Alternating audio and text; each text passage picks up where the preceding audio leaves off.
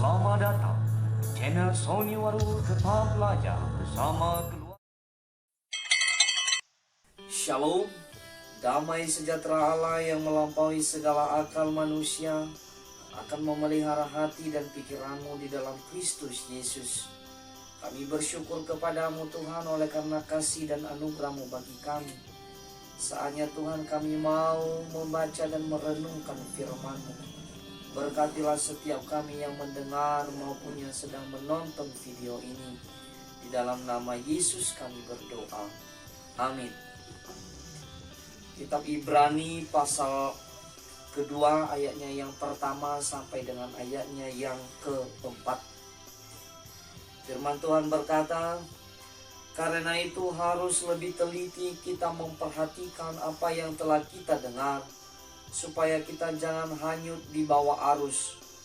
Sebab kalau firman yang dikatakan dengan perantaraan malaikat-malaikat tetap berlaku, dan setiap pelanggaran dan ketidaktaatan mendapat balasan yang setimpal, bagaimanakah kita akan luput jikalau kita menyia-nyiakan keselamatan yang besar itu, yang mula-mula diberitakan oleh Tuhan dan oleh mereka yang telah mendengarnya kepada kita dengan cara yang dapat dipercayai, sedangkan Allah meneguhkan kesaksian mereka oleh tanda-tanda dan mujizat-mujizat dan oleh berbagai-bagai penyataan kekuasaan dan karunia Roh Kudus yang dibagi-bagikannya menurut kehendaknya. Demikian pembacaan firman Tuhan yang menjadi tema renungan kita pada kesempatan ini, yaitu keselamatan dari Tuhan. Bapak Ibu yang dikasihi oleh Tuhan, lewat firman Tuhan ini menjadi pembelajaran bagi kita yang diharapkan oleh penulis kitab ini, agar kita tetap setia, tetap teguh iman percaya kepada Yesus Kristus. Keselamatan dari Tuhan. Siapakah yang diselamatkan itu yang sesungguhnya? Bapak Ibu yang dikasihi oleh Tuhan, yang diselamatkan adalah orang-orang yang sudah jatuh ke dalam dosa. Kita tahu bahwa manusia semuanya sudah berdosa. Bahkan di awal penciptaan manusia itu sendiri telah jatuh di dalam dosa, yaitu ketika Adam dan Hawa, manusia yang pertama sekali diciptakan oleh Tuhan. Nah, Bapak Ibu yang dikasihi oleh Tuhan, kita tahu bahwa upah dari dosa itu adalah maut. Ya, maut artinya mati. Bahwa kita sesungguhnya sudah mati di dalam hukum Tuhan itu sendiri, oleh karena dosa dan pelanggaran yang telah kita lakukan. Maka dari itu, lewat tema ini, Tuhan mau menyelamatkan kita. Dari mana sumbernya? Yaitu dari Tuhan itu sendiri, yang dikerjakan oleh Tuhan itu sendiri melalui kehadiran anaknya Yesus Kristus di dunia ini, untuk boleh menebus kita lewat kematiannya dan kebangkitannya. Maka kita telah didamaikan oleh darahnya yang tumpah di kayu salib. Kesadaran kita bahwa itu adalah bukanlah sesuatu yang menjadi hebatnya kita, tetapi keselamatan itu adalah anugerah dari Tuhan. Bapak Ibu yang dikasihi oleh Tuhan, di zaman sekarang yang kita lihat bahwa orang berlomba-lomba untuk boleh mendapatkan selamat. Apakah itu baik dalam kehidupan sehari-hari ini di dalam berumah tangga? Apakah itu mau selamat dalam hal pekerjaan, selamat dalam hal ekonomi keluarga, Apakah itu mau selamat dari masalah jabatan? Semua orang berlomba-lomba untuk mendapatkan selamat. Bapak Ibu yang dikasihi oleh Tuhan, lewat firman Tuhan ini disampaikan bagi kita bahwa sesungguhnya keselamatan itu ada di dalam tangan Tuhan. Oleh karena itu sang penulis atau lewat firman Tuhan ini menyampaikan bagi kita, biarlah kita senantiasa hendak berpegang teguh hanya kepada Tuhan saja. Bapak Ibu yang dikasihi oleh Tuhan, semakin hari semakin edannya zaman di sekarang. Kita melihat bahwa kehidupan umat manusia di zaman sekarang semakin canggih. Ya. Bahkan informasi itu terbuka lebar luas bagi kita. Sehingga segala informasi baik maupun buruknya kita bisa menikmatinya, kita bisa melihat dengan kasat mata kita di zaman sekarang. Oleh karena berkembangnya teknologi yang telah diciptakan oleh manusia itu sendiri. Bapak Ibu yang dikasihi oleh Tuhan, lewat tema yang disampaikan bagi kita, yaitu keselamatan dari Tuhan. Dari ayatnya yang pertama, karena itu kita harus lebih teliti memperhatikan apa yang telah kita dengar supaya kita jangan hanyut di bawah arus. Lewat tema ini maka ada 3 poin yang menjadi pembahasan kita, Bapak Ibu yang dikasihi oleh Tuhan. Poin yang pertama adalah memiliki sikap yang teliti di dalam menerima atau di dalam mendengarkan setiap ajaran yang sampai kepada kita. Nah, sikap ini firman Tuhan mengajarkan bagi kita bahwa hendaklah kita senantiasa lebih teliti, lebih seleksi, lebih kritis di dalam mendengar setiap ajaran yang sampai kepada kita. Mengapa? Sebab karena informasi kecanggihan, media online, bahkan segala bentuk media sekarang, informasi itu semakin canggih untuk boleh kita mendengarkan. Berbagai hal di dunia ini, di belahan bumi ini kita bisa melihat, kita bisa mendengar, kita bisa membaca. Oleh karena itu kita diingatkan sebagai anak-anak Tuhan yang telah hidup di dalam keselamatan itu, hendaklah kita teliti. Kita harus memperhatikan. Jangan sampai kita hanyut oleh arus dengan tawaran-tawaran dunia ini.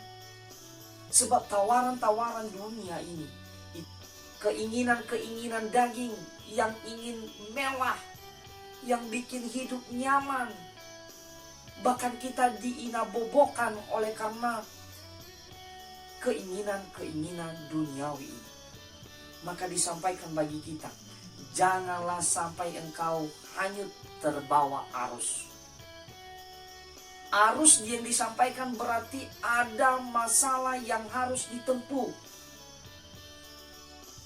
Ketika kita hanyut dan bisa membawa kita ke dalam kematian. Maka diingatkan kita pada kesempatan ini, hendaklah kita teliti berbagai tawaran-tawaran dunia ini untuk bisa kita memilah. Kita yakin bahwa orang yang sudah hidup di dalam keselamatan itu mampu membedakan mana yang baik dan mana yang tidak baik. Intinya dalam hal ini adalah kita lebih bijaksana untuk boleh menyeleksi dan teliti. Bagaimana kita dapat itu? Bisa menyeleksi dan bisa kita teliti, memperhatikan setiap ajaran itu. Tentu kita harus hidup di dalam perenungan firman Tuhan.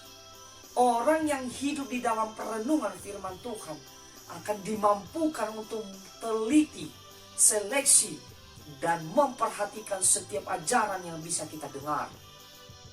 Mampu kita membedakan dengan ada bekal kita kembali kepada Alkitab yang sudah disampaikan bagi kita.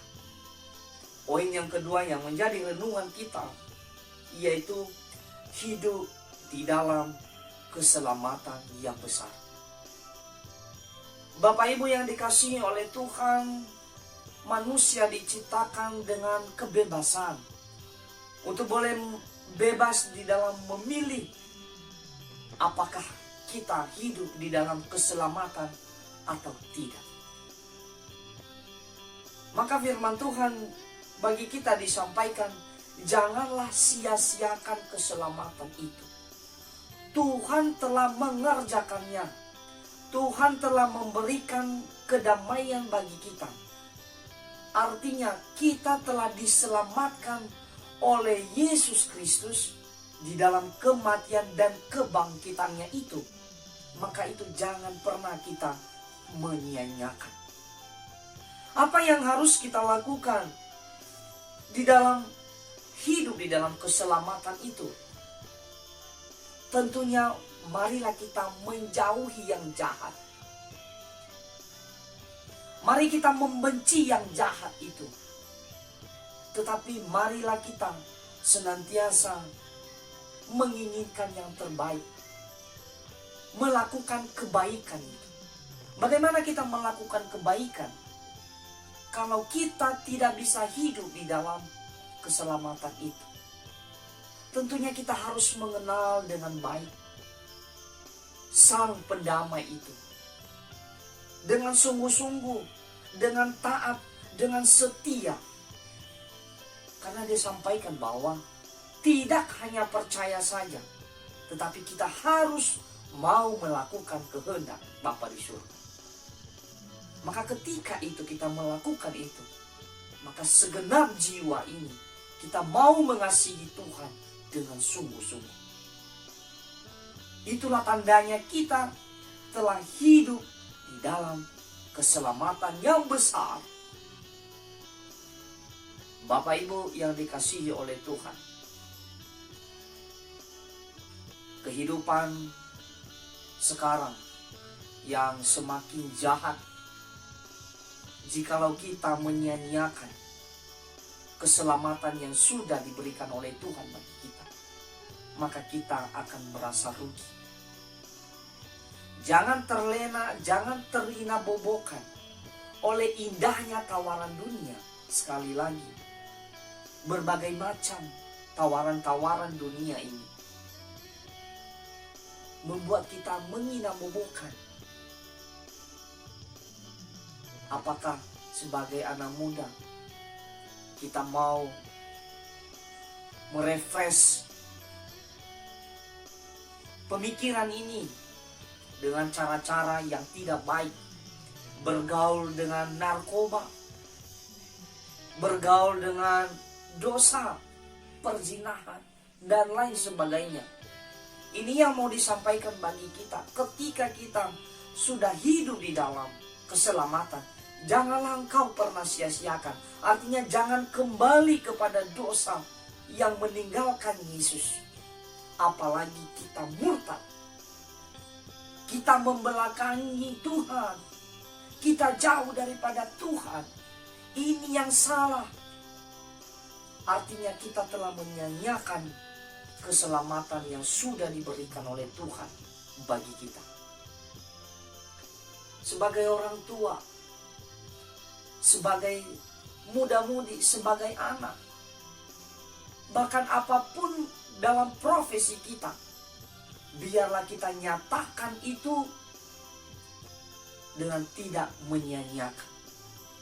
Apakah kita di dalam pelayanan sebagai seorang hamba Tuhan, tentu juga tidak boleh menyia-nyiakan waktu yang sudah diberikan oleh Tuhan bagi kita.